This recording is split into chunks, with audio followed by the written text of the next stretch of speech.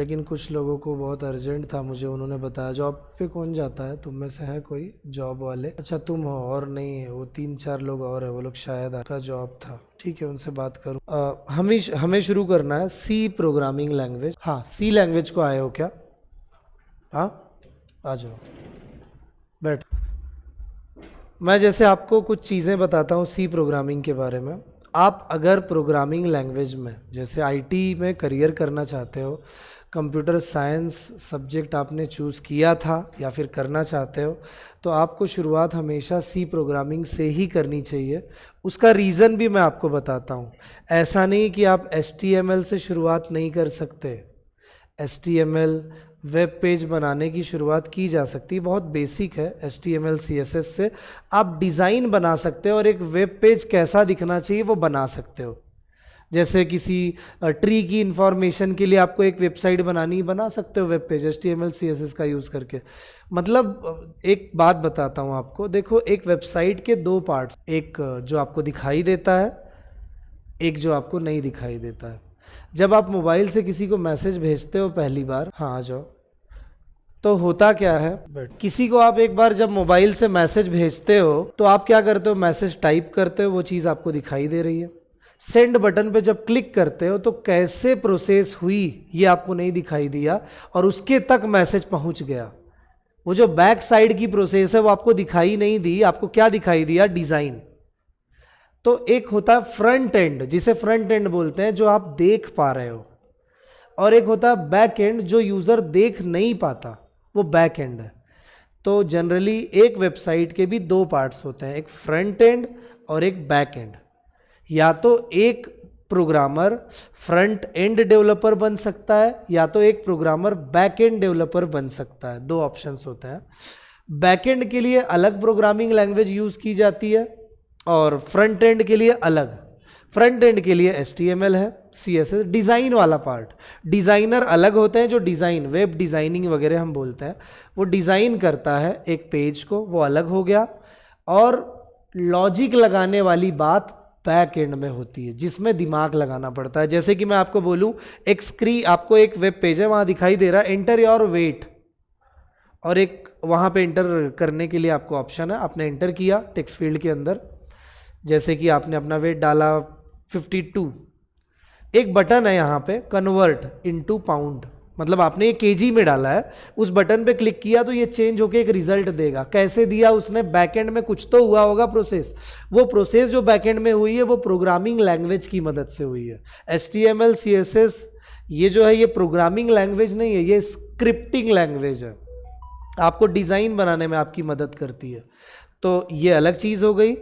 और बैकएंड की लैंग्वेजेस कौन सी? अभी फ्रंट एंड में तो एंगुलर करके एक लैंग्वेज है, एंगुलर JS जावा स्क्रिप्ट का पार्ट है, एंगुलर, रिएक्ट, ये सब फ्रंट एंड में यूज़ किया जाता है। बैक एंड में यूज़ किया जाता है C++, जावा, पाइथन, ये सब जितना, C#, PHP, ये सब प्रोग्रामिंग लैंग्वेजेस जो होती है ना, वो बैक एंड में होती है, जो लॉजिक के लिए काम आती है। तो अगर आपको लॉजिकली अच्छा बनना है तो शुरुआत तो सी प्रोग्रामिंग से ही होनी चाहिए। आप C++ तो इसके बाद सीखोगे, बैकएंड की लैंग्वेजेस सी सीख रहे हो आप। सी प्रोग्रामिंग भी ऐसा समझो बैकएंड, लेकिन इसको यूज़ नहीं किया जाता, ये भी बैकएंड के ही काम आती है। लॉजिक है ना यहाँ पे, जहाँ दिमाग लगाना पड़े, जहाँ सोचना पड़े, वो बैकएंड, पूरा लॉजिक। ऐसा नहीं कि डिज़ाइन में दिमाग नहीं लगाना पड़ता, बहुत सोचना पड़ता है कि इस जगह पे कलर दिखाना है, मुझे लाइन ड्रॉ करनी है, वो कितने नंबर की जगह है, सोचना यहाँ पे भी पड़ेगा, लेकिन वो सोचना अलग हो जाता है और लॉजिक लगाना अलग हो जाता है। 2 अलग अलग चीज़ें हैं, दोनों जगह सोचना है, मैं ये नहीं बोल रहा हूँ एक जगह नहीं। बैकएंड में लॉजिकली आपको अच्छा बनना है, बैकएंड सीखो। अगर आपने दोनों सीख लिया फिर तो आप फुल स्टैक डेवलपर बन गए, मतलब आपको फ्रंट एंड भी आता है, बैक एंड भी आता है, दोनों आता है, तो आप फुल स्टैक डेवलपर हो। फुल स्टैक डेवलपर बनने के लिए ज़रूरी थोड़ी सारी लैंग्वेजेस आनी चाहिए। HTML CSS आ गई फ्रंट एंड, बैक एंड के लिए आपको नोड आ गया, नोड JS भी यूज़ करते हैं, पाइथन आ गया या जावा आ गया, हो गया ना फुल स्टैक। सारा सीखना मतलब फुल स्टैक नहीं होता। हाँ आ जाओ। ये मैं बार बार इसलिए खोल रहा हूँ ना, क्योंकि पता नहीं होता खुलता कैसे दरवाज़ा, कोई दबा देता है, एक तो बहुत हल्का दरवाज़ा है वो। तो ये चीज़ मैं आपको बता रहा हूँ। अब देखो आगे और भी कुछ बातें बताता हूँ आपको। सी प्रोग्रामिंग में आखिर में कौन से एप्लीकेशंस बनाए गए हैं पहले वो बता देता हूँ। कब बनी, इसके बारे में पूरी बातें आपको बताता हूँ।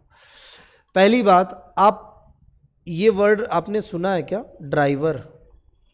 अच्छा, हार्डवेयर सॉफ्टवेयर इतना तो सुना होगा, ये सब तो मुझे नहीं बताना पड़ेगा शायद, होता है कभी कभी बताना पड़ता है। जैसे कोई बच्चा एकदम छोटा है, जैसे आते हैं 6th के भी बच्चे आते हैं, तो मुझे ये सब चीज़ें भी बतानी पड़ती है। लेकिन मैं कोशिश करूँगा कि आप भी 6th में ही हो यही समझ के पढ़ाऊँ, तो ताकि आपको प्रॉब्लम ना आए। नहीं तो मैं अगर ये सोच के पढ़ाऊँ आपको तो आएगा ही, ऐसा नहीं होता जनरली, मैं ये वैसे करता नहीं। सॉफ्टवेयर मैं एकदम आसान लैंग्वेज में बताता हूँ। आप जिस चीज़ को छू सकते हो वो है हार्डवेयर, जिसे नहीं छू सकते वो है सॉफ्टवेयर, जिसे आप देख सकते हो। आपके मोबाइल के अंदर जो आपका सॉफ्टवेयर है, एंड्रॉइड, व्हाट्सएप है, वो सॉफ्टवेयर है, कोई भी एप्लीकेशन। लेकिन हार्डवेयर क्या है? जैसे आपकी मोबाइल की बॉडी, रैम, उसका प्रोसेसर आप छू सकते हो, अंदर है लेकिन छू सकते हो, मैं ये बोल रहा हूँ। उसके बाद उसकी बैटरी, कुछ भी हो, हार्डवेयर अलग हो गया, सॉफ्टवेयर अलग। तो ये दोनों अलग अलग बातें हैं। हाँ, आ जाओ तुम दो, बैठो। तो हार्डवेयर अलग है, सॉफ्टवेयर अलग है। हमें सॉफ्टवेयर के बारे में ही बात करना। मैं कुछ हार्डवेयर के बारे में बहुत बात नहीं करूंगा, प्रोग्रामिंग करते समय कुछ बातें ज़रूर बताऊंगा आपको।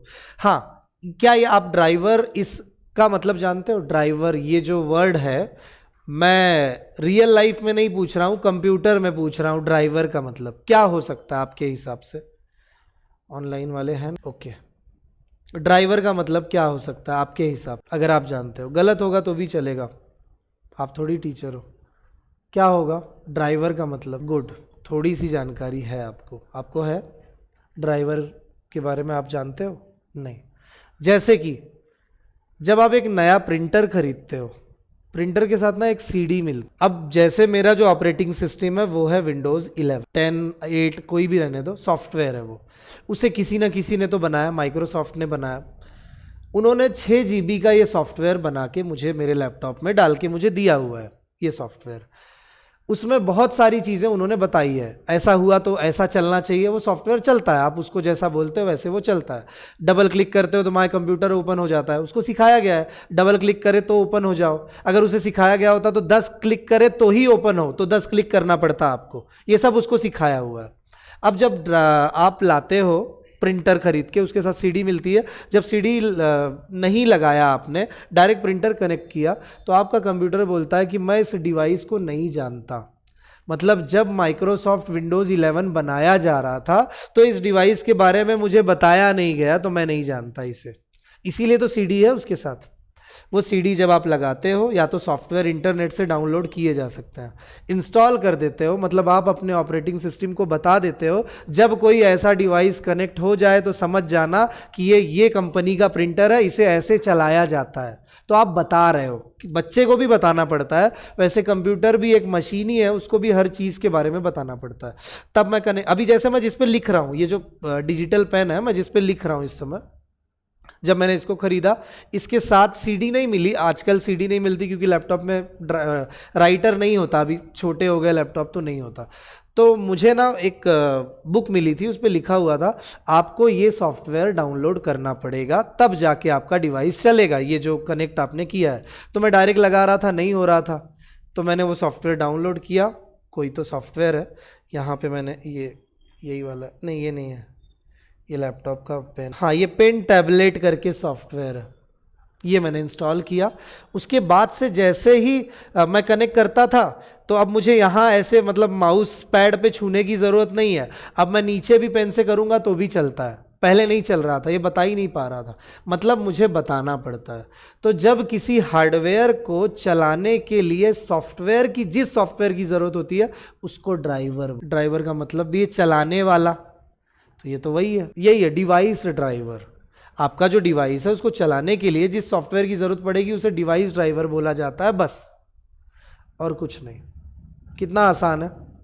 तो ये डिवाइस ड्राइवर, जितने भी ड्राइवर्स बनते हैं ना वो सारे सी लैंग्वेज में बनाए जाते हैं लगभग, आप जितने भी जानते हो ज़्यादातर ड्राइवर्स। अब ड्राइवर्स नहीं है, मतलब ऐसे भी सॉफ्टवेयर्स हैं जिसे हार्डवेयर की ज़रूरत नहीं। व्हाट्सएप है, डाल दो चालू हो जाता है, उसके लिए कुछ अलग से कनेक्ट करना नहीं पड़ता आपको। कुछ भी नहीं। हाँ, लेकिन वो जो फिंगरप्रिंट वाला देखो आता है एक इतना बड़ा, जिस पे आप थंब रखते हो, थंब स्कैनर, वो भी कनेक्ट किया जाता है। अब कुछ सॉफ्टवेयर होते हैं, उन्हें बोला जाता है प्लग एंड प्ले, लगाओ और प्ले करो, क्योंकि उस हार्डवेयर के अंदर ही सॉफ्टवेयर होता है, जैसे ही लगाते हो इंस्टॉल हो जाता है। मतलब ऐसा भी सिस्टम है इसके लिए, प्लग एंड प्ले, आप प्लग करो और यूज करो, आपको कोई सॉफ्टवेयर डाउनलोड करने की जरूरत नहीं है। जैसे आजकल वाईफाई आता है छोटा सा, देखो डोंगल, वो भी उसके साथ भी सीडी थोड़ी मिलती है, कुछ होते हैं। लेकिन जब आप माउस कनेक्ट करते हो तो उसके साथ भी सीडी नहीं मिलती, क्योंकि विंडोज़ वालों को ये पता चल गया था कि माउस एक ऐसा कॉमन डिवाइस है जो हर कोई अपने लैपटॉप में कनेक्ट करता है उसके लाइफ में एक बार तो भी, तो क्यों ना उसके बारे में हम पहले से ही बता दें, अलग से सीडी खरीदने की ज़रूरत ना पड़े, सॉफ्टवेयर डाउनलोड करने की ज़रूरत ना पड़े। इसीलिए कुछ सॉफ्टवेयर्स उन्होंने ही डाल के दिए हुए हैं हमें, कीबोर्ड का, माउस का। पहले तो मैं जब नया नया मैंने कंप्यूटर जब देखा था, मुझे याद है 2003 या 2 में देखा होगा मैंने, 3 में देखा था शायद, तो बहुत छोटा था उस समय, तो स्पीकर भी मिलता था, ऑक्स था उस समय, ऑक्स केबल थी जब लगा देते थे तो भी आवाज़ नहीं आता था। नया कंप्यूटर लिया था, दोस्त के यहाँ पे था, तो हम लोग वही सोच रहे थे, अरे आवाज़ क्यों नहीं आ रही है, गाना तो हमने प्ले किया हुआ है, सीडी होती थी ना उस समय डीवीडी, तो गाना भी प्ले किया है, सुनाई क्यों नहीं दे रहा है, चल तो रहा है। तभी इंटरनेट वाला सिस्टम इतना नहीं था कि तुरंत चेक कर लो क्या प्रॉब्लम है, मिल जाएगा। इंटरनेट ही नहीं था तो उस समय इतना नहीं हो पाता था लेकिन बहुत पुराने उस समय की बात है। अब मैं बोल रहा हूँ, मेरे लिए देखो कितना पुराना हो गया, मैं ऐसे बता रहा हूँ। मतलब जैसे जैसे समय बीतेगा वैसे आप लोग और भी नए लोग आएंगे, हो सकता है आप लोग भी बताओगे आपके समय में ये था। 4-5 साल के बाद ही इतना चेंज हो रहा है, अभी कितने जल्दी जल्दी चेंज हो रहा है, तो बहुत जल्दी हो रहा है। तो हमने क्या किया फिर, उसके साथ एक सीडी थी कंप्यूटर के बॉक्स के साथ, रियल टेक नाम की, वो मुझे अभी तक याद है, वो रियल टेक करके आप इंटरनेट पे सर्च करना, उस पर लिखा था this is the audio driver. हमने उसको इंस्टॉल किया और उसके बाद जब हमने गाना प्ले किया आवाज़ आने लगा स्पीकर में, तब हमें पता चला कि स्पीकर को कनेक्ट करने के लिए भी सॉफ्टवेयर की ज़रूरत पड़ती है, तब मुझे पता चला था उस समय।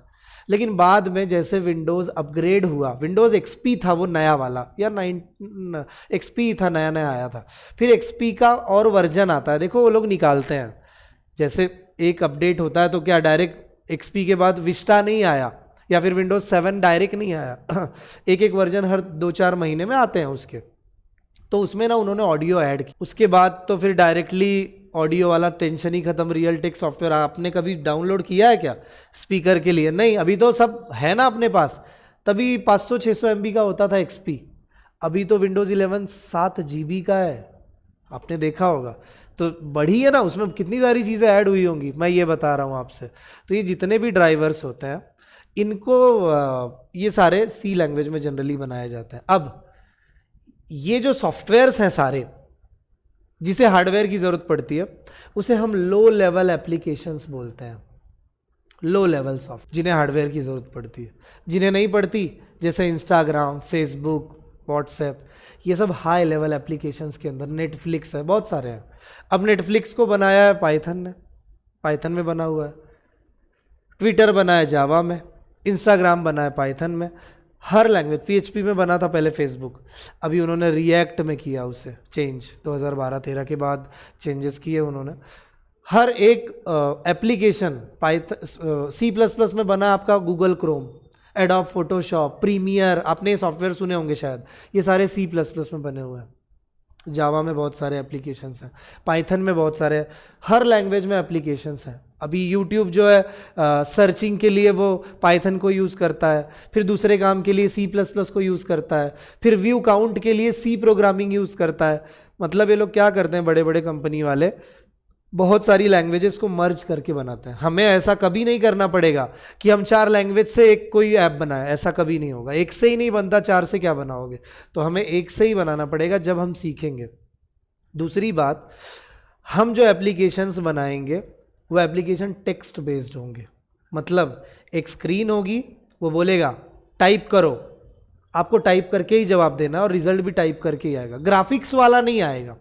जैसे कि आपने कैलकुलेटर देखा होगा, दिखा ये अब ये वाला जो सॉफ्टवेयर आपको दिखाई दे रहा है, ये ग्राफिक्स वाला एप्लीकेशन है, इसे ग्राफिकल यूज़र इंटरफेस बोला जाता है। और जो हम बनाने वाले हैं वो कैसे होते हैं, देखो सी प्रोग्रामिंग में। ऐसा नहीं ग्राफिक्स वाले बनते नहीं, लेकिन हमें सीखना नहीं है, जो हमारा सिलेबस है हम वही सीखेंगे। ऐसे स्क्रीन वाले एप्लीकेशंस आपने देखा होगा, ये टेक्स्ट बेस्ड स्क्रीन है, इसे कंसोल बेस्ड स्क्रीन भी बोला जाता है। आप यहाँ कुछ बोलोगे ये बताएगा, ये माइक्रोसॉफ्ट ने सॉफ्टवेयर बनाया हुआ है, कमांड प्रॉम्प्ट, ये माइक्रोसॉफ्ट का है। इसको कमांड दोगे ये वैसे काम करेगा, सॉफ्टवेयर है ये, मतलब इसे माउस की ज़रूरत नहीं है, पूरा कीबोर्ड से वर्किंग होगा। आजकल तो माउस से हो जाता है काम, स्क्रीन पे आप स्क्रीन टच मोबाइल चला रहे हो, माउस ही चला रहे हो आप, ऐसा समझ लो। वहाँ पे कुछ टाइप नहीं करना है माउस से, टच करना मतलब माउस ही, आपका हाथ माउस है। अब आप जहाँ क्लिक करोगे वो चीज़ चलेगी, यही हो रहा है। तो हमें वो वाले एप्लीकेशंस बनाने हैं खाली कंसोल बेस्ड। अब बात आती है कि हमें ग्राफिक्स वाले एप्लीकेशंस कब सीखने को मिलते हैं। सी में भी नहीं मिलता, C++ आगे सीखते हो उसमें भी नहीं मिलता, कोर जावा सीखते हो। जावा के 2 पार्ट्स हैं, कोर जावा और एडवांस जावा। कोर मतलब मैं बोल देता हूँ बेसिक जावा, मतलब ये सीखते हो तो आप जावा के बहुत सारे अलग अलग फ्लेवर से कोई भी सीख सकते हो। आपको मोबाइल डेवलपमेंट में जाना है तो कुछ सीख सकते हो, माइक्रो एडिशन, आप एंटरप्राइज एडिशन, अलग अलग एडिशन, लेकिन मेन है स्टैंडर्ड एडिशन, कोर जावा उसको बोलते हैं। जावा बोलो कोर जावा बोलो, बात एक ही, हमें कोर जावा ही सीखनी होती है। इसमें भी नहीं, पाइथन सीखोगे उसमें भी ग्राफिक्स वाले नहीं होंगे। हाँ, जब आप एडवांस जावा शुरू करोगे तब आप ग्राफिक्स वाले एप्लीकेशन बनाओगे। जब आप एडवांस पाइथन सीखोगे तब आप ग्राफिक्स वाले बनाओगे। जब सब एडवांस में शिफ्ट होगे तब, मतलब इतनी सारी प्रोग्रामिंग लैंग्वेजेस हम 2-3 महीने तक सीखेंगे, कुछ भी नहीं करना हमें सिर्फ लॉजिक पे काम करना, कंसेप्ट पे काम करना। जब ये सब समझ जाओगे उसके बाद वहाँ हम जाएंगे, तब आप लॉगिन स्क्रीन बनाओगे कि एक स्क्रीन में यूज़र नेम कहाँ दिखना चाहिए, टेक्स्ट फील्ड कहाँ दिखनी चाहिए, पासवर्ड वर्ड कहाँ दिखना चाहिए, बटन जो है लॉगिन नाम का वो कहाँ दिखना चाहिए। ये सब बाद की बात है, बहुत समय लगता है इसको। इंजीनियरिंग में तो 3 साल लगते हैं, तीसरे 3rd ईयर में प्रोजेक्ट होता है। BSc कंप्यूटर साइंस करो, BCA करो, सबको 3rd ईयर में होता है, 1st ईयर 2nd ईयर में नहीं होता ऐसा कुछ ग्राफिक्स वाला। समय लगता है हर चीज़ को, हमें 3 साल तो नहीं लगेंगे, 3 महीने लगेंगे। 3 महीने में 4 महीने में हम जब सारी चीज़ें सीख लेंगे तब हम वहाँ मूव होंगे। लेकिन अगर आप HTML सीखते हो, फ्रंट एंड जो फ्रंट पार्ट है HTML, तो आप डायरेक्टली पहले दिन से ही डिज़ाइन वगैरह बनाना शुरू कर सकते हो, जिसके लिए बहुत दिमाग लगाने की ज़रूरत नहीं पड़ती, थोड़ा ईजी हो जाता है as compare to back end, थोड़ा आसान होता है ये। तो ये बहुत सिंपल है और सबसे आसान, बच्चों को स्कूल में भी ये होता है HTML CSS आजकल, अभी तो C प्रोग्रामिंग ये सब भी ऐड हो रहा है धीरे धीरे, तो ये ज़रूरी है अभी आज के समय पे। अब मैं बताता हूँ C लैंग्वेज के बारे में, बहुत ज़्यादा टेक्निकल बातें नहीं करूँगा, स्टार्टिंग में नहीं समझ में आता। सबसे पहले तो डेनिस रिची थे जिन्होंने C लैंग्वेज बनाई, इन्होंने C लैंग्वेज बनाई थी 2012 से, अब वो नहीं है हमारे बीच, 2012 से पहले तक थे वो। और उन्होंने C लैंग्वेज 1972 में बनाई और वो US में थे। वहाँ पे एक कंपनी थी AT&T, वहाँ पे एक लैब थी कंपनी के अंदर बेल नाम की, वहीं पे वो काम करते थे, बेल लैबोरेटरी में वो काम करते थे, जहाँ पे उन्होंने 1972 में इस लैंग्वेज को बनाया। इससे पहले की ये लैंग्वेजेस जानते थे, ये लैंग्वेज इन्होंने ना लिनक्स ऑपरेटिंग सिस्टम को बनाने के लिए बनाया था। उन्हें नहीं पता था कि ये लैंग्वेज आगे बहुत काम आएगी, हमेशा इतनी, मतलब ये एवरग्रीन लैंग्वेज मानी जाती है C लैंग्वेज। आज भी आप TOB की वेबसाइट पे जाना, TIOBE, वर्ल्ड की 2 नंबर की सबसे ज़्यादा यूज़ की जाने वाली लैंग्वेज की लिस्ट में उन्होंने रखा है। मैं कल या परसों ही मैंने देखा, जनरली टॉप पे पाइथन, जावा, जावास्क्रिप्ट 3 लैंग्वेज मानी जाती है जो फर्स्ट पे है, तीनों। सेकेंड पे ये C प्रोग्रामिंग और C++। टोटल वर्ल्ड में 700+ प्रोग्रामिंग लैंग्वेजेस हैं, इतनी सारी। गो लैंग्वेज का नाम है, मैं आपको नहीं बोल रहा हूँ। रस्ट लैंग्वेज है, उसके बाद R लैंग्वेज है, रूबी लैंग्वेज है, पर्ल लैंग्वेज का नाम है, उसके बाद .NET, C#, ASP.NET, PHP आपने सुना होगा। ये सारी लैंग्वेजेस, ऑब्जेक्टिव C, जो एप्पल कंपनी यूज़ करती है, स्विफ्ट, वो भी लैंग्वेज का नाम है। उन्होंने 2014 में 14 में बनाया था स्विफ्ट, C का ही कॉपी है पूरा, C लैंग्वेज ही है समझ लो। पहले वो C यूज़ करते थे, ऑब्जेक्टिव C, बाद में उन्होंने बोला हमने अपनी लैंग्वेज बना ली स्विफ्ट। ये हो गई। जावा आप जानते हो, ऐसी JavaScript, Angular, Node, React, Android, Kotlin, उसके बाद बहुत लैंग्वेजेस हैं, टोटल 700 प्लस। हमें सीखनी इतनी सारी नहीं है। देखो आपको कितनी भाषाएं आती है ये कभी मैटर नहीं करता, मैटर ये करता है कि आप कितना अच्छा सोच। बहुत अच्छी इंग्लिश बोलते हो लेकिन आप बातें ऐसी करते हो कि उसकी कोई वैल्यू ही नहीं है उस बात की, तो आप बुद्धिमान नहीं माने जाओगे। लेकिन हमने एक स्टैंडर्ड सेट करके रखा हुआ है कि जो इंग्लिश बोलता है वो बहुत टैलेंटेड माना जाता है। ये स्टैंडर्ड लोगों ने बना दिया है, ऐसा होता नहीं। किसी को बहुत अच्छी समझ है भाषा की, इंग्लिश लैंग्वेज की, लेकिन वो बात ही अच्छी नहीं कर रहा है तो कैसे एक। और जो हिंदी में बोल रहा है या अपनी नेटिव लैंग्वेज में बोल रहा है उसे कितना स्ट्रगल करना पड़ता है।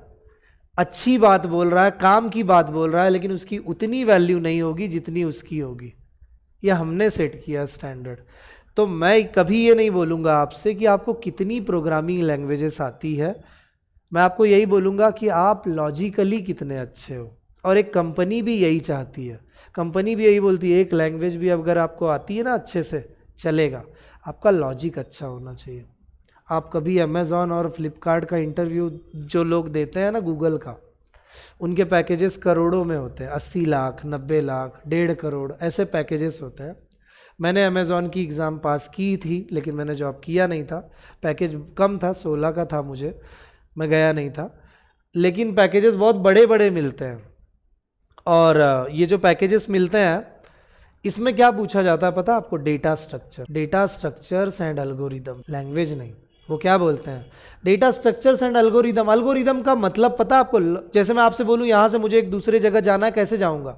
एक बोलेगा आप एक काम करो, यहाँ से पैदल चले जाओ वहाँ से रिक्शा पकड़ो, वहाँ जाओ, फिर वहाँ से ऐसे जाओ। कोई बोल सकता है कि आप यहीं से रिक्शा पकड़ो, कोई बोल सकता है आप यहाँ से पहले दूसरी जगह जाओ, फिर तीसरी जगह, फिर सब अलग अलग तरीके से मुझे जवाब देंगे। तो आप जो जवाब दे रहे हो ना, आप सोच के, वो एल्गोरिदम। आपको लॉजिक लगाना है, किसी सवाल को सॉल्व कैसे किया जाता है अलग बात है, उस सॉल्व किए हुए सवाल का जवाब आप किस लैंग्वेज में दे रहे हो ये अलग बात। इसीलिए वो लोग क्या बोलते हैं, ये सारी कंपनीज, आपको जो लैंग्वेज आती है वो सिलेक्ट कर लो, हमें इसका जवाब चाहिए, ये लॉजिक का।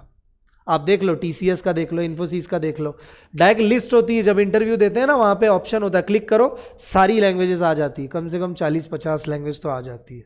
आपको जो आती है सिलेक्ट करो और ये जो हमने पूछा है वो बताओ। आपने बता दिया, जॉब मिल गई।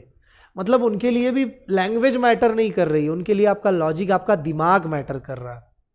कीमत दिमाग की है, आप जो सोच रहे हो। इसीलिए मैं आपको बोलूँगा कि आप कहीं भी सीख रहे हो ना, सिर्फ ध्यान रखना लॉजिक पे काम करो। और जनरली क्लासेस वाले बिल्कुल भी ध्यान नहीं देते इसके ऊपर, वो सिर्फ अपना काम पूरा करते हैं, कैसे भी 10-15 दिन 20 दिन हो जाए, कब ये यहाँ से जाए, ऐसा होता है जनरली। और वो चीज़ नहीं होनी चाहिए, उसके ऊपर मैं बहुत काम करता हूँ। आप जितने भी मेरे पास स्टूडेंट्स आते हैं रेफरेंस से ही आते हैं, कोई मार्केटिंग नहीं करता मैं। और उनको पता होता है मैं पढ़ाता कैसे हूँ, चीज़ें कैसे समझाता हूँ कि कोई भी बच्चा कैसा भी हो, चाहे वो बीए का हो, चाहे वो 7th का हो, कोई भी, उसे आनी ही चाहिए।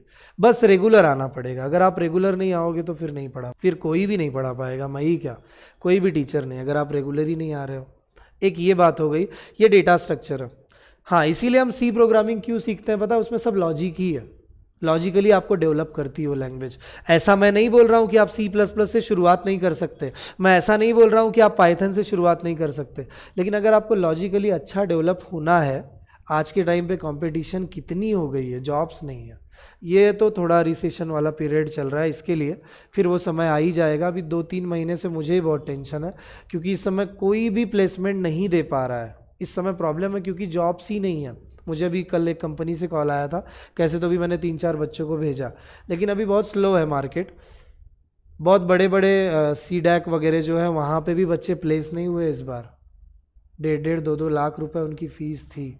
उसके बाद बच्चे वहाँ रहते थे, जहाँ गए थे रहने, मुंबई में, पुणे में, 1-1 1.5 लाख उनका रहने खाने का खर्चा तो आता है कि नहीं पूरे 6-8 महीने में। तो सोचो इतना खर्चा करके भी वो वापस आ गए, जॉब ही नहीं मिली। इस समय है प्रॉब्लम। 2-3 महीने की बात है, जैसे 4 साल पहले ऐसा फेस आया था 6 से 8 महीने का, वैसा ये चल रहा है। यही अभी फरवरी से शुरू हुआ, मुझे लगता है अगस्त सितंबर तक, मुझे जहाँ तक लगता है हो जाएगा तब तक सब। और जॉब्स बहुत है, लेकिन कंपनीज वैकेंसीज नहीं निकाल रही कि अगर हमें बाहर के कंट्रीज से काम नहीं मिला तो हम फिर से एम्प्लॉयज़ को हमें निकालना पड़ेगा। काम है, जॉब्स भी बहुत है, लेकिन ले नहीं रहे हैं। बाद में निकालने पे ना एक रिप्यूटेशन कंपनी की ख़राब होती है, ये चीज़ है, बाकी कुछ नहीं। तो आएगा, हो जाएगा, वो भी फेस निकल ही जाएगा, क्योंकि आईटी सेक्टर बहुत बड़ा है, इस समय डिजिटली है सब कुछ। अपने से देश दूसरे कितने ज़्यादा आगे हैं, 100 साल आगे हैं कुछ कंट्रीज़, 100 नहीं बोलूँगा, 30-40 साल तो आगे होंगे। जो वर्ल्ड के कंट्रीज़ हैं टॉप, इतने तो होंगे, 100 बहुत ज़्यादा मैं बोल रहा हूँ, 30-40 साल आगे हैं। वहाँ पे भी आज भी बहुत रिक्वायरमेंट है आईटी सेक्टर के जॉब्स, कितने जॉब्स हैं वहाँ पे भी, हम कितने पीछे हैं अभी।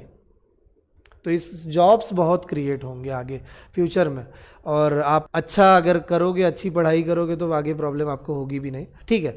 सी प्रोग्रामिंग 1972 में आई, यूनिक्स ऑपरेटिंग सिस्टम को बनाने के लिए डेनिस रिची ने बनाई थी। AT&T कंपनी में काम करते थे, बेल लैब थी वहाँ पे, उन्होंने बनाया था US में। कुछ 3-4 साल के बाद उसी जगह पे बी जार्न स्ट्रोस्ट्रप आए, ये नाम है उनका, PhD कर रहे थे ये आए, इनसे मिले डेनिस रिची से, उनसे बात की उन्होंने बोला आपकी लैंग्वेज में 1-2 कमियां मुझे लगती है, क्लासेस नाम की कंसेप्ट आप बढ़ा सकते थे जो आपके इसमें नहीं है, मैं इसे आगे कंटिन्यू करूँगा, मैं वापस से एक लैंग्वेज बनाऊँगा, चेंजेस करूँगा और उसका नाम रखूँगा सी विथ क्लासेस।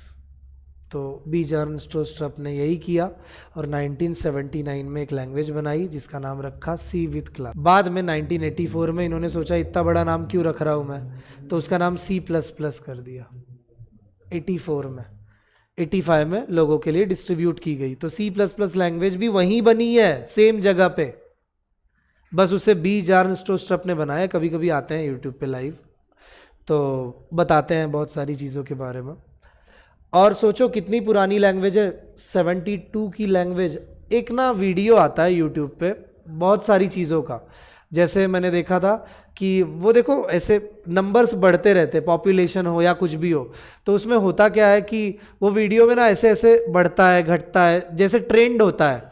तो उसमें मैं देख रहा था C++, ये सारी लैंग्वेजेस का, तो वो सी प्रोग्रामिंग 1972 के बाद डायरेक्ट 80% तक, मतलब 10 साल के बाद यूज़ की जा रही थी वर्ल्ड में। फिर धीरे धीरे 70 हुई, कम हुई, फिर दूसरी लैंग्वेज ऊपर आती। देखो ऐसे वीडियो आपने पता नहीं देखा होगा, किसी और टॉपिक के ऊपर देखा होगा, लेकिन ऐसे वीडियोस आते हैं तो उसमें वो बढ़ता है ग्राफ। तो उसमें ना 2002 तक सी प्रोग्रामिंग टॉप पे थी, 2001 या 2 तक। एक में जावा हो गई टॉप पे, जावा आई थी 1991 में और इसे लॉन्च किया गया था 96, पहला जावा 1.06 में आया था। इतनी ज़्यादा पॉपुलर हुई इसके फीचर्स की वजह से। पाइथन भी 1991 में ही आई थी और 4 में लॉन्च भी हो गई थी, लेकिन ये नहीं पॉपुलर हुई। 2008 में जब पाइथन 3 आई ना, 3.0, पाइथन 1 नहीं, 2 नहीं, 3, 2008 के बाद इसकी शुरुआत हुई। बहुत बड़ा चेंज किया था उन्होंने। और फिर 2015 आते आते ये फेमस होने लगी। फिर इसका ग्राफ बहुत तेज़ी से बढ़ा, 16, 17, 18, 19, 20, 4 साल में ये जावा के आगे निकल गई। जावा वर्ल्ड में 23% यूज़ की जाती थी, तो 22.5 हो गई, और पाइथन 23। अब ये अभी का रिजल्ट है, 2-3 साल पहले का, अभी मैंने देखा नहीं लेटेस्ट, लेकिन ये अंदाज़ा है कि पाइथन 23, जावा 22.5, ये ऐसा अभी ये कांस्टेंट हो गया है। मतलब बहुत सारी चीज़ें जो पाइथन बहुत स्लो है जावा के मुकाबले, तो ये इसकी जगह कभी नहीं ले पाएगी स्पीड के वजह से। जावा बहुत फास्टर है। अभी मैंने लेटेस्ट पढ़ा, मोजो करके एक लैंग्वेज आई है, मैंने अभी जस्ट कुछ दिन पहले पढ़ा कि वो पाइथन से भी बहुत बेटर है, पाइथन को ख़त्म कर देगी अगले 5 सालों में। मैंने अभी पढ़ा उसके बारे में, लॉन्च होने वाली है। सारे फीचर्स है पाइथन जैसे, सारे सेम, ऊपर से पाइथन से बहुत फास्ट है। मतलब किसका ट्रेंड कब चला जाए कुछ भरोसा नहीं है। आप सोचते हो अरे अभी कौन सी ट्रेंडिंग में, मुझसे पूछते हैं सर अभी जॉब किस में अच्छी मिलेगी, मैं आपको यही बता रहा हूँ, लॉजिकली आप अच्छे हो ना, एक लैंग्वेज सीखने में 15 दिन लगते हैं। अगर मैंने आपको सी प्रोग्रामिंग पढ़ा दी ना, फिर कोई भी लैंग्वेज रहने दो, 15-15 दिन में आप सीख सकते हो। सी लैंग्वेज के बाद C++ भी। मैं पाइथन 2 घंटे में सिखा सकता हूँ पूरी, 1.5 से 2 घंटे में, अगर आपको सी प्रोग्रामिंग अच्छे से आती है तो पूरी सिखा सकता हूँ। मैंने एमईटी कॉलेज में पढ़ाया भी था, 1.5 घंटे में ही पूरी हो गई थी। लेक्चर था, उन्होंने बुलाया था मुझे, सेशन था 4-5 साल पहले, जब पाइथन नया नया किसी को आता नहीं था, तब मैं गया था वहाँ पे पढ़ाने के लिए। तो टीचर्स लोगों को अभी भी नहीं आता, अभी सीख रहे हैं टीचर्स लोग, तभी नहीं आता था। तो नया नया मैं वहाँ पे गया था, तो मैंने 1.5 घंटे में ख़त्म किया था, मुझे याद है। हो जाती है वो, बहुत आसान है, और बच्चों को समझ भी गया था, इतना फास्ट बताया था। 1.5 घंटे में पूरी लैंग्वेज। जैसे भी मैं आपसे बात कर रहा हूँ, आधा पौना घंटा तो हो ही गया, और आधा घंटा रुकोगे, पाइथन कवर पूरी। मतलब ये चीज़ है इतनी फास्ट। अगर आपको सी लैंग्वेज पूरी अच्छे से आती है तो मैं सिखा सकता। तो ये हो गया। उसके बाद हाँ, अब आखिर में आगे आते हैं, हमें किस सॉफ्टवेयर की ज़रूरत है, आखिर में प्रोग्राम लिखा कहाँ जाता है, और ये प्रोसेस आखिर में क्या है, बस उतना बता देता हूँ आज, बाकी अगले लेक्चर में ही बताऊँगा। आपने जो प्रोग्राम टाइप किया सी लैंग्वेज का, किसको आप बताना चाहते हो? आपने प्रोग्राम टाइप किया आपके ऑपरेटिंग विंडोज़, लेकिन आपका ऑपरेटिंग सिस्टम बोल रहा है मुझे प्रोग्रामिंग लैंग्वेज नहीं आती। अगर आप इस प्रोग्रामिंग लैंग्वेज को कन्वर्ट करके एक नई फाइल बना दो मुझे EXE एक्सटेंशन वाली, तो मैं उसको समझ सकता हूँ, ऐसा ऑपरेटिंग सिस्टम बोल रहा है। लेकिन .c वाली फाइल को मैं नहीं जानता। मान लेते हैं आपके प्रोग्राम का नाम है hello.c एक्सटेंशन देना पड़ेगा आपको। तो ये क्या बोल रहा है, hello.c को मैं नहीं जानता, मैं नहीं चला सकता, मुझे प्रोग्रामिंग लैंग्वेज नहीं आती। तो आप इसे कन्वर्ट करो EXE फॉर्मेट में, क्योंकि मैं EXE फॉर्मेट को समझ सकता हूँ। आपका मोबाइल क्या बोलता है पता है?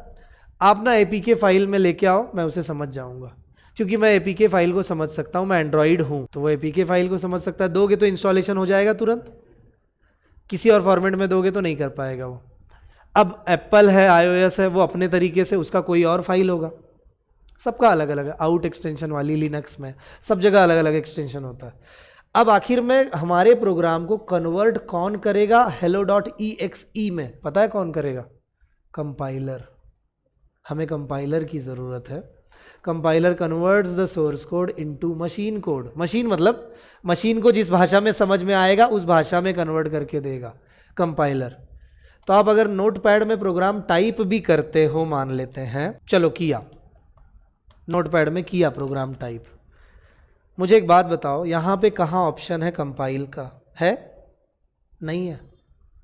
तो फिर कन्वर्ट करके कौन देगा? इसे सेव मान लो कर लेता था मैं, फिर भी कन्वर्ट कंपाइल का ऑप्शन ही नहीं नोटपैड में, इसीलिए मैं प्रोग्राम नोटपैड में नहीं टाइप करूँ। क्या माइक्रोसॉफ्ट वर्ड के पास है ऑप्शन? वर्ड पैड के पास? हमें ऐसे सॉफ्टवेयर की ज़रूरत है जिसके अंदर कंपाइलर होता है, और उस सॉफ्टवेयर का नाम है कोड ब्लॉक्स, जिसे मैं यूज़ करूँगा। या टर्बो C++ यूज़ कर सकते हो आप, या आप डेव C++ यूज़ कर सकते हो, या फिर आप बहुत सारे सॉफ्टवेयर्स हैं जिसके अंदर कंपाइलर होता है इनबिल्ट। अच्छा है ना, हमें कंपाइलर ही चाहिए ताकि हम एक नई फाइल बना सके और हमारा ऑपरेटिंग सिस्टम उसे चला सके। हमें उसके लिए करना है जो करना है। आप अगर किसी कंट्री में जा रहे हो, वो किस भाषा में बोल रहा है आपको नहीं समझ रहा है, तो आपको एक कंपाइलर की ज़रूरत है। वो जो बोलेगा ये सुन के कन्वर्ट करके आपको देगा, आपके काम का है ना, तो आपको देगा उस भाषा में कन्वर्ट करके। तो आपको ट्रांसलेटर की ज़रूरत पड़ेगी। वैसे ही हमारे ऑपरेटिंग सिस्टम को कंपाइलर की, ताकि कंपाइल किया जाए आपके प्रोग्राम को, एक नई फाइल बनाई जाए, और अब हमारा ऑपरेटिंग सिस्टम उसे समझ पाए। तो कोड ब्लॉक सॉफ्टवेयर देखो कैसे डाउनलोड करते हैं, बता देता हूँ। प्रोग्राम मैं नहीं बताने वाला, पहले ही लेक्चर में जब हम बहुत सारी चीज़ें बता देते हैं तो फिर बाद में कन्फ्यूजन होने लगता है, नहीं समझता।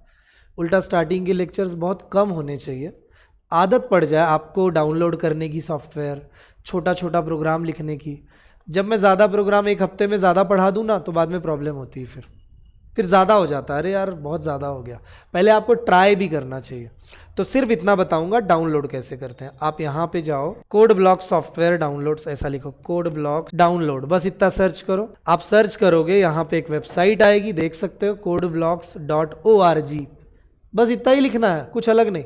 अगर आप मोबाइल पे यूज़ करते हो तो आप ना डीकोडर नाम का सॉफ्टवेयर डाउनलोड कर सकते हो, अगर आपके पास लैपटॉप नहीं है तो की बात कर रहा हूँ। या तो ऑनलाइन C++ कंपाइलर लिख सकते हो डायरेक्ट ऑनलाइन, वो बताऊंगा आगे। अगर आपके पास लैपटॉप नहीं तो आइडिया दूंगा बाद में। तो यहाँ डाउनलोड्स पे क्लिक किया मैंने, हमारा कोडिंग सीखो ऐप है, आप वहाँ से भी डाउनलोड कर सकते हो। जो मैं लेक्चर्स इस समय पढ़ा रहा हूँ, आप जो सुन रहे हो, एज इट इज़ रिकॉर्ड भी होता है, सेम एकदम क्लियर साउंड और एकदम प्रॉपर 1 घंटे का जो भी लेक्चर होगा, ये सारे लेक्चर्स अपलोडेड हैं हमारे कोडिंग सीखो ऐप के ऊपर। अगर आपका टाइम मैच नहीं होता है, मान लो अभी मैं टाइमिंग करूंगा, जैसे कुछ लोग जॉब वाले हैं, तो मैं ये सोच रहा था कि 4:30 से 5:30 रखता हूँ, 5:30 से 6:30 दूसरी बैच जो मेरी चल रही है पहले वाली, उसको स्वैप कर देता हूँ।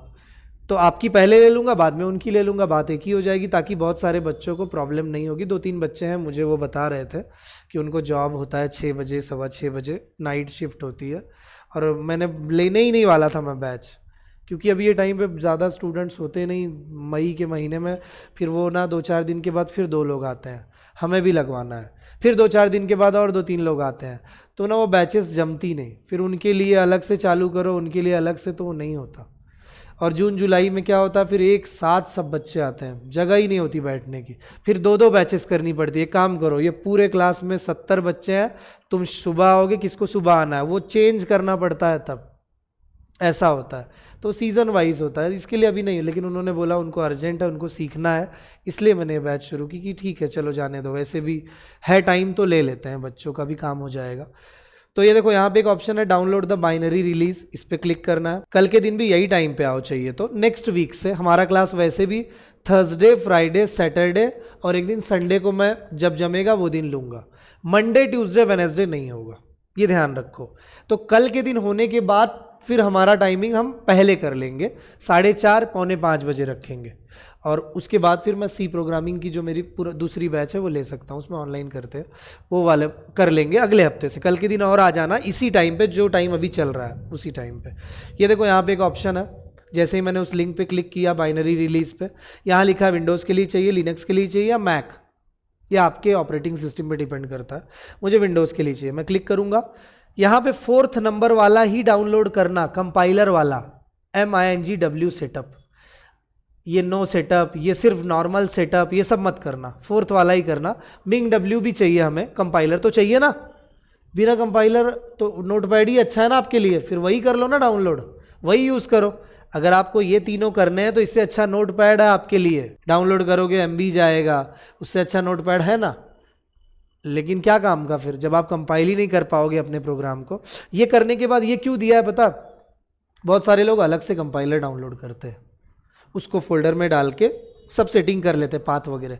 अब इतना अभी आपको मैं सिखाना नहीं चाहता, नए हो इसके लिए, इसलिए आप 4th वाला डाउनलोड करो, विथ कंपाइलर डाउनलोड हो जाएगा। अभी क्लिक करूंगा डायरेक्ट डाउनलोड हो जाएगा, मेरे पास ऑलरेडी है। ये देखो ये सॉफ्टवेयर दिखाता हूँ, ये क्या, ये सॉफ्टवेयर है कोड ब्लॉक। ऐप के ऊपर भी हमारे कोडिंग सीखो, आप वहाँ से भी डाउनलोड कर सकते हो।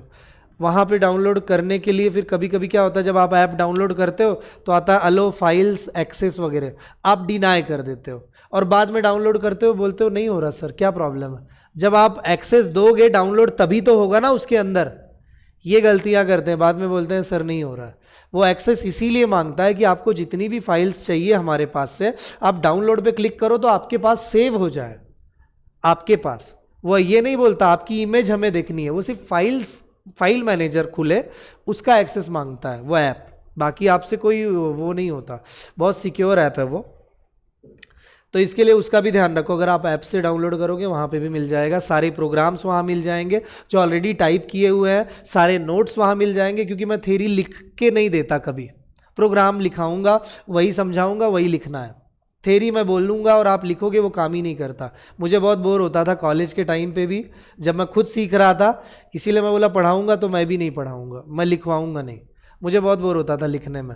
फिर 1-1 घंटे लिखते बैठो, वो पसंद ही नहीं। उससे अच्छा नोट्स हैं मेरे, आप वहाँ से पढ़ लो, डाउनलोड कर लो, प्रिंट मार लेना चाहिए, तो ज़्यादा बड़ी नहीं है, उससे पढ़ो या तो डायरेक्ट पढ़ो।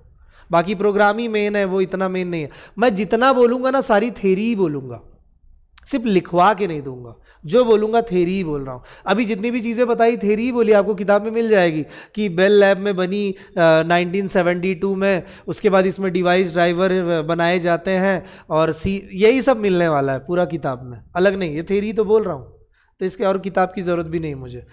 तो ठीक है, ये सॉफ्टवेयर है, आज इतना ही पढ़ेंगे, बाकी हम लोग कल, हमारा यही टाइम होगा क्लास का, आप लोग आ जाओ टाइम पे 5:30 बजे। कल हम फिर से स्टार्ट करते हैं। कुछ पूछना है किसी को पूछ लो, ऑनलाइन वालों को कुछ पूछना है तो आप लोग पूछ सकते हो, लेकिन जिसे पूछना होगा मुझे बताना, मैं उसका माइक ऑन कर दूंगा। रुको कर देता